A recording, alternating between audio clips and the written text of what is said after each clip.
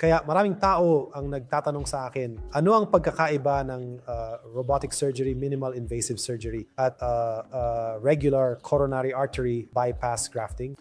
Sa esensya, pareho lang ang operasyon. May mga bara sa mga daluyan ng dugo ng puso. Kailangan nating makahanap ng paraan para lampasan ang mga daluyan ng dugo gamit ang iba pang mga daluyan ng dugo na mayroon tayo. Ang pagkakaiba sa regular coronary artery bypass grafting ay mayroon kang malaking, mahabang hiwa sa gitna ng iyong dibdib kung saan nahahati ang iyong breastbone at pagkatapos ay ginagawa namin ang operasyon. Ito ay isang ligtas na operasyon at karamihan sa mga tao sa buong mundo ay sumasailalim sa operasyong iyon. Ito ay isang napakaligtas na operasyon. Ngunit ang downside ay mas mahaba ang oras ng paggaling.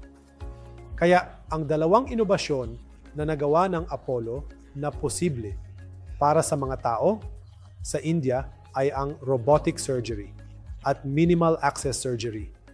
Ang parehong mga operasyong ito ay tumutulong sa pagpapaliit ng laki ng mga hiwa, kaya sa halip na isang malaking mahabang hiwa sa gitna ng iyong dibdib, mayroon kang mas maliliit na hiwa sa gilid ng iyong dibdib. Sa ganitong paraan, nananatiling pareho pa rin ang operasyon.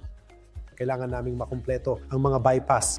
Gayunpaman, ang paraan ng pagpasok namin sa iyong dibdib ay nagbabago. Kaya sa mas maliliit na hiwa, malinaw na mas kaunti ang pagkawala ng dugo, mas kaunti ang sakit at dahil dito, mas maikli ang oras ng paggaling. Kaya kapag mas maikli ang oras ng paggaling, mas mabilis kang makakabalik sa mga bagay na iyong kinagigiliwan. Kaya ang mga panganib ng operasyon pareho. Surgery pareho. Ngunit ang paggaling mas maganda. Hindi lahat ng pasyente ay kandidato para sa robotic o minimal invasive na siruhano. Kaya dapat kang pumunta sa isang espesyalista na kayang magbigay ng pareho, na makapagsasabi sa iyo kung makikinabang ka mula sa minimal access o robotic na option